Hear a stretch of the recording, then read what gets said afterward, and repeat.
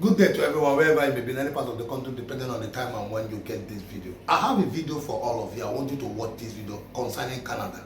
When I'm talking about what is going on in Canada, some people thought that what I'm saying is I'm just joking about it. Listen, when we talk about experience is the best teacher. I don't want to be doing this alone so that people will not be seeing me as if I'm the only one that's talking. That is why I am bringing up videos for a weakness, for you people to see there are people who has been there and who is telling you the same experience that I have, and they are telling you based on their own experience too. Because sometimes when you say something, some people think that maybe you are just saying it just to scare them. No. It's not about scary. It's not about getting you scared. Nobody's getting anybody scared. But this is reality of something that things have practically changed. It is not the same way it was when we were here. When we came here, it was not the same way. Things have practically changed. That is why global crisis have taken a lot of things. People are confused. Even the citizens themselves are confused. These are the reality of African living. It is very hard to get a job in Canada, very, very hard, very difficult to get a job under the table. A job under the table, it is very, very hard. And this is the reason why these people are giving an advice. I need you to watch this video and see what these people are talking concerning Canada, the difficulties and how the reality of things that are going on. Then I will see you. I'm always your boy, Jimmy White. Thank you very much and God bless you. Bye for now. If you were in Nigeria today and you were planning to relocate to Canada, knowing what you know now. So if I knew what I knew now, I would have found something to do with my hands. It would have been nice if when I was coming, with the mindset I have now, to have learnt something like a trade. But knowing all the things I know today, I would have come here learning things like tailoring or carpentry or even just having a vulcanizing machine that you change tires, because in Canada we change tires twice every year. Even having that in my garage where I tell people, if you want to change your tires, bring it to me. I'll knock off $20 and just do it on the side. Things like that. Carpentry, if it's electrician, maybe HVAC, plumber, it would have been nice to learn. This is not a place where you come and say, in Nigeria, you wear suit and tie and be signing signature. No. Do not look down on the trades job.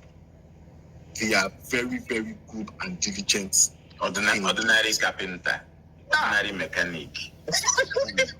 They earn $50, $60 per hour. Value them a lot over. You say to your loved one, someone you care about, to prevent them from coming to Canada. And what do you say to a loved one to encourage them to come to Canada? Which is a valid question. Now, what can I say to you to encourage you to come? Like you said, come in here legally. A lot of people fail to understand that Canada is way more regulated than the US. It is difficult, if not impossible, to get under the table jobs in Canada. If you don't have valid papers, there's nothing for you. Come here in the legal way. I tell you the state of the economy. Right now, it is difficult. I let you know, and I let you know that, so that you don't come here and you think, it's Canada, And look, right now it's difficult, so that you're not disappointed when you come in. I can show you a lot of figures of people who are in debt, people who are struggling to pay their mortgages, people who can't buy things for their kids. I can scare you that way and say, because of all of this. But then if you're smart, you would ask me, why are you still there? It has to be said, we're not here to bash the government. We've just said things the way we see them. That there's a lot of good in Canada. There's also, the bad is starting to creep its head and say, I want to get ahead. I'm happy to hear these insights from people who are living in this system. Now, as you're talking to me, I was just having a flashback of the video, Trudeau's YouTube video about the closing tab thing, and I'm looking at you talking about the raw. You are talking about the raw thing, the true thing. I'm seeing Trudeau mixing it up and making it very presentable, like a politician would do. Do you think that? I believe, because when I followed the American 2024 elections, I I was shocked, very shocked that Trump won. I was equally shocked that he won by that margin. We weren't. Yes, We knew it was coming. We knew we know what is coming in Canada too. Exactly. So from what I'm hearing, from the information I'm getting from you guys, as someone who lives in Nigeria, who had to deliberately try to remove and look for neutral news, unbiased news, look for things that because I was a CNN person, and not watch just CNN alone, and look for other points of view. People would say, well, I don't like the way Trump talks. I don't like his approach. I don't like how vulgar he is. I don't like the fact that he may be racist. But when he was president, I had more dollars in my pocket. Simple. I could spend more money. I could buy more gas. I could take grocery shopping was cheaper. My kids could go on holidays or whatever it was. And I like it that way. Even if Trump doesn't have the capacity to do that, or doesn't have any economic plan to put that in place, he has done it before, according to them. He did it before. And now, who is the next person to blame? The bloody immigrants. Now, I know that with Canada's next election result mirror that of America's. I don't know when the next election is coming up. Will it mirror it? He said things that will immigration be a top thing, immigration and economy like in the US? Will it be a shift to the right? Will there be an emphasis on ensuring that we have stricter immigration policies to prevent more people from coming? Exactly what Justin Trudeau is doing, preparing for maybe the next election. I don't know when the next election is coming up, and how would that be? Do you think that it would be like the US, your neighbors, that house? How would you feel? Yeah. How would you feel as a 70-year-old Canadian who worked for 35 years, tired, and when the government releases numbers, you find out that a refugee or asylum seeker gets more money per day compared to you? Yes, it's happening. Wow. You work for 35 years and an asylum seeker comes in today for whatever reason. And it doesn't matter whether the government accepts them or not. That's not the question. The question is, how do people feel knowing that someone who hasn't chipped into a system is getting more out of that system than me, who has chipped in for 35 years? Now, Justin Trudeau is a very smart person. But here's the numbers. In 2015, when he came in, there was about 10,000 people in the backlog of asylum seeking and refugee thing. Today, there's 250,000. Wow. In 10 years, he ballooned it from 9,000 to 250. Now, I read a report yesterday saying the judiciary is saying their budget, they are almost at a deficit of $35 million. What this means is that this 250,000 people, because they have to go to court hearings. If the judiciary is saying we don't have money to do all these hearings, the system, people are looking at the system and being like, in the last 5 years, Justin Trudeau would call people saying stop immigration racist. He would call them all kinds of names. This alarm started getting sounded a long time ago that we need to look at our immigration. We have a problem. He and his party, I can show you, started to, if you say immigrants shouldn't come, you're racist, you're this, you're that, you're misogynist, you are this, and all of those things. Today, for some reason, he's seen what is happening. People are angry. When you can't get a job and you have immigrants living in 5-star hotels paid for by taxes, people are angry and they want that to stop. They don't have anything against immigration. They have issues because the economy is not growing. I cannot be giving food to my neighbor's children when my own kids don't have food. Like Buzuyi said, once you touch my pocket, you're touching the power I need to live as a human being. And like I told you in the beginning, It doesn't matter now whether immigration is good or bad. What matters now is power. You're weakening me economically. And who are you? Who am I seeing that power transferred to? That's who I will attack. Never mind that Canadians who feel this way, most of them are ignoring the elephant in the room, which is the government. The government created this problem, but they've run it in such a way that my annoyance is that innocent people who the government put out ads and said, come. And they came. Now they are putting out ads saying, don't come. These immigrants did not come. They didn't come. They didn't come on their own. We saw ads that said, come. And we came. And we were admitted. Yeah. So it is the government that people should really be angry at for mismanaging a beautiful tool, not necessarily the immigrants. I wrote an article where I said, calling for the reform of the immigration system is not racist. We need this system to be reformed so that now Justin Trudeau has increased the federal civil service by nearly 100,000 people in 10 years. This means more pay, more taxes, but the funny thing is that services have dropped. On a per capita basis, the USA has 350 million people. Canada has 40 million. The IRS, when you put IRS and CRA together, the CRA has more staff per capita than the IRS. That's yes. And the US is planning to cut jobs in the federal ministry. The Elon Musk and what's his name? Ramaswamy. One of God down. The government cuts down. Now, when I call the CRA, in spite of all this increase, I am put on hold for 3 hours. These are some of the issues. And I could be put on hold. It's not even that at 3 hours I'll get answered. Some people stay on the line for an hour, the call drops. And then to call again means getting back on the queue to wait again. So these are some of the issues we're looking at. The cost of what we're seeing and the service delivery. There's a huge discrepancy.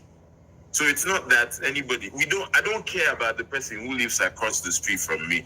What's my business with them if I have a job that I'm going to and coming back and watching my 80-inch TV? I don't care that's your business. I don't care Canadians don't care what car I drive. They don't care how big my house is. They just want to be able to feed. The food banks in Canada are running out of food. There's an unwholesome increase in the amount of people going to food banks. Now, Justin Trudeau says we're feeding kids at school. Why are they going to school hungry? That's the question we should ask. We shouldn't praise you for feeding my kid at school. I should ask you why my kid is going to school hungry, because you're taxing me too much that I can't feed my kids. So when we are saying communism, we're moving, like he said, Busui, that I wouldn't say it's socialist. We're getting there. We're getting to communism, where government is doing everything. So let me not take all the time. Thank you. I wanted to add to that. When you asked the question, very eye-opening. What would you do differently if you were in Nigeria today and you were planning to relocate to Canada? Knowing what you know now, you've been in Canada since 2016, nearly 8 years, I believe. Bushi has been in Canada since 2021, 3.5 years thereabout. Knowing what you know and the experience and everything, what would you do? How would you approach it? And what would you do differently? That's the first part. I'm just going to put it up. But there are two parts. The second thing is, what do you say to someone to let me use a loved one. What do you say to a loved one, someone you care about, to prevent them from coming to Canada? And what do you say to a loved one to encourage them to come to Canada? So I'll come again. The first question is, what would you do differently, knowing what you know that we experienced over the last years? What would you do differently about how coming to Canada? How would you approach it? What would you have done? What approach do you have taken? You don't know, would you have saved more? Would you have done this? Would you have started this? Knowing what you know. And how and what would you say to a loved one? And I use the word loved one because I believe that you are saying something because you love those people and you care about them. So a loved one, to prevent them from coming to Canada. And what would you say to a loved one to encourage them from coming to Canada? So I think I'll start with Busui. What would I do differently? I think that with what I know now, looking at the Canadian economy and looking at things, it would have been nice if when I was coming, if I, with the mindset I have now, to have learnt something like a trade, to have it even just by the side. If it's carpentry, if it's electrician, maybe HVAC, plumber, it would have been nice to learn that. Especially in the province I am in Alberta, where the skills trades thrive a lot. And you will find out that not just about even thriving, there's a lot of opportunity in that for the economy, because number one, the economy is expanding. Ordinary mechanic. They earn $50-$60 per hour. Wow, that's huge.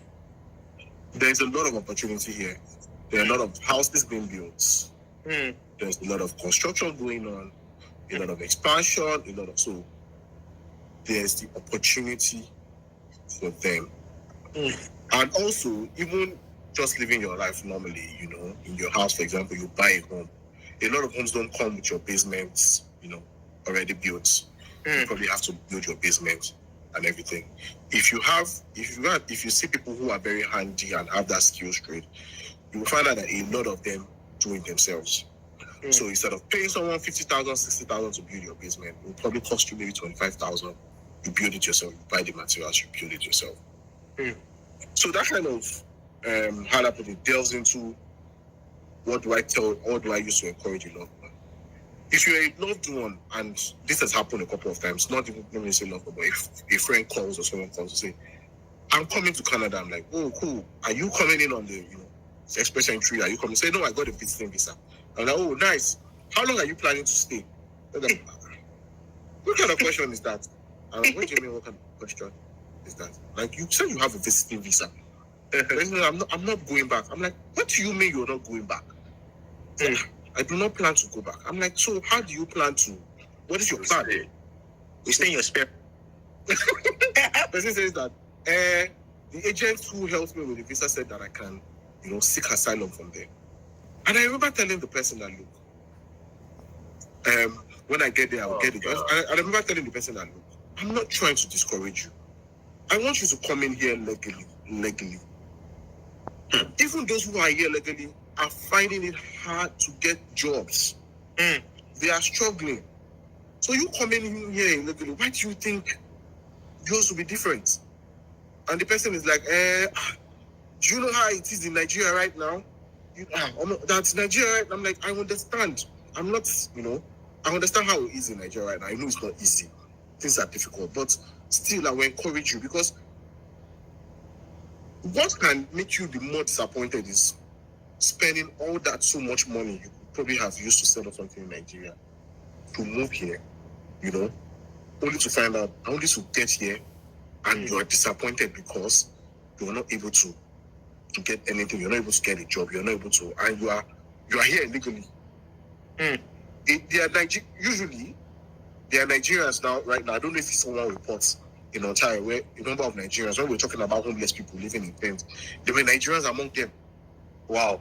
I became very visited of late, and some of them were people who came with visiting visas and were seeking asylum. They had nowhere to stay. If you're seeking asylum, the government does not support you. Some provinces have some asylum support where, you go there and everything.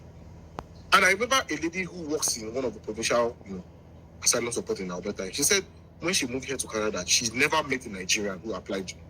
She said even some of the Africans she met, Somalians, maybe, and Kenyans, and that. Like she said now the number of Nigerians that she has seen on that application that applied, that I burst out to ask her one time that, is there war going on in Nigeria? That what is going on that the numbers of Nigerians have ballooned, and she just rambled on an answer to say, yeah, conflicts and here and there, maybe because of Boko Haram, here and there, and all those kind of things, So that's one of the things I tell people, that a lot of times when you're advising people from here, it's hard. They think you're gatekeeping. Like, look, come here in the legal way. Now, if you're going to now come here in the legal way, if I see someone, I advise you and say, come here, I also open your mind to say, look, I tell you the state of the economy. And right now, it is difficult. I won't lie to you. The economy is difficult. I was lucky, and I was one of the lucky few. Emeka was mentioning that when he came in, when he had to stack up shells and everything, I was one of the lucky few who was able to get a good job 2 weeks after I came in. I didn't have to do, any blue collar job. A lot of people have their stories of how they came in, how it went. Some people were more lucky than me. Some people are not so. But at least to an extent, during that time, that's the exception. Exactly. The rule. During that time when we came in, the economy was still doing well. People were getting jobs. I was getting offers. I was rejecting offers. Let me tell you, I was rejecting offers. So, but now it's not that way again. It's not. So I let you know, and I let you know that, look, so that you don't come here and you think, it's Uhuru, Canada, and look, right now it's difficult though, so that you're not disappointed when you come in. It will take time, but hopefully you'll get there. Get your mind open and ready. Maybe you will take a blue collar job if you do not mind. Maybe you work in Walmart, Dollarama, one of those places, to gain the Canadian experience, and from there, maybe hopefully. Another thing I try to tell people is, and I encourage people, is that, look, do not look down on the trades job. They are very, very good and diligent. Ordinary carpenter. They value them a lot over here. If you can learn a skill, learn it well, and come here and get the license and everything, trust me, you would do way better than someone who has come with a white collar job. So that's advice I give people now. Learn a trade, learn a skill. Or if you're in healthcare, who for you? Healthcare right now is so much in demand. You're a doctor, you're a nurse. It's easier for you. If you're a doctor, you have to come in here, getting the license, you jump through hoops and loops. If you're willing to and you're dogged, you can go ahead. So that's my advice. Oh, your very brief advice. So thank you so much, Busui. So Emeka, let's hear from you. What would I do differently if I know everything that I know now? I wanted to say I would wait for the elections to, happen before I come. But I look back and I find that saying that would be me not acknowledging the gains that I've had as a person. Canada has been good to me. My net worth has increased maybe 1,000-fold. There's plenty of benefits that I've had, but it hasn't been easy. I'm a man who, as Busu, you would know, I'm always awake because of all the things I have my hands into. I sleep maybe 4 hours a day, and I'm awake 20 hours a day, sometimes 21. And on some odd days, sometimes 22 hours a day. And is it healthy? It isn't. But, knowing all the things I know today, I would have come here learning things like tailoring or carpentry or even just having a vulcanizing machine that you change tires. Because in Canada, we change tires twice every year. Even having that in my garage where I tell people, if you want to change your tires, bring it to me. I'll knock off $20 and just do it on the side, things like that. This is not a place where you come and say, in Nigeria, you wear suit and tie and be signing signature. No. This is a place where what your hands make, you eat. So if I knew what I knew now, I would have found something to do with my hands. And, I can do it for myself. Even knowing how to cook is something. There's a lot of cook now and sell. And it's because the more immigrants that are coming in, the more food culture is changing. Now, would I say anything to somebody to prevent them from coming? If that is the goal, to prevent someone from coming, there's a lot of things I can throw at them that will scare them. I can go downtown right now, take a video of the homeless and show it to them. But that's not the whole story. Right? I can show you a lot of figures of people who are in debt, people who are struggling to pay their mortgages, people who can't buy things for their kids. I can scare you that way and say, because of all of this. But then if you're smart, you would ask me, why are you still there? Which is a valid question. Now, what can I say to you to encourage you to come? Like he said, come in here legally. A lot of people fail to understand that Canada is way more regulated than the US. It is difficult, if not impossible, to get under the table jobs in Canada. If you don't have valid papers, there's nothing for you. Now, okay, let's assume you get this job. Someone somewhere is kind enough to give you a job that they pay you without papers, which means you're not paying taxes. And God help you, one day you fall sick. You will die. Because even me, I don't know how to paint words. If I call the ambulance, me and my citizenship, if I call the ambulance now and they take me to hospital, after 1 week, I'm going to get a $400 bill in the mail. Now, whatever I do in hospital, I won't pay for. The hospital will treat me for free, but then I have to go and buy drugs. You, as someone who doesn't have papers, you can't afford the drugs. I can't afford it, even with my citizenship. My job pays for those drugs. I pay 5%, they pay 95%, depending on the benefits you have. Definitely, the job you have under the table will not give you benefits. So is that something you want? And how long do you think it will take you that you keep going through this system? Canada is not the US or the UK, where after 10 years, they're like, we might just give you papers. But no, there's nowhere for you to go. But these people have found a way. They declare asylum or they say they are refugees and the government welcomes them. This is now going back to why people are angry. So you are here, cheating the system, and the government is saying, we'll help you. Meanwhile, there's a queue of people who are applying legally to come. So join that queue. It might be long, but come in legally. There's a lot of... Imagine people coming here thinking with bad information from so-called agents. You come in here and you have to go and give birth. You're paying $30,000 and you don't have it. They will deliver the child, but they will bring that bill to you. Oh boy, whenever you are ready. If you give me a $30,000 bill for giving birth to my child, I can't pay it. It has to be said. We're not here to bash the government. We've just said things the way we see them. That there's a lot of good in Canada. There's also, the bad is starting to creep its head and say, I want to get ahead. Anybody watching this now, you guys are saying it as it is.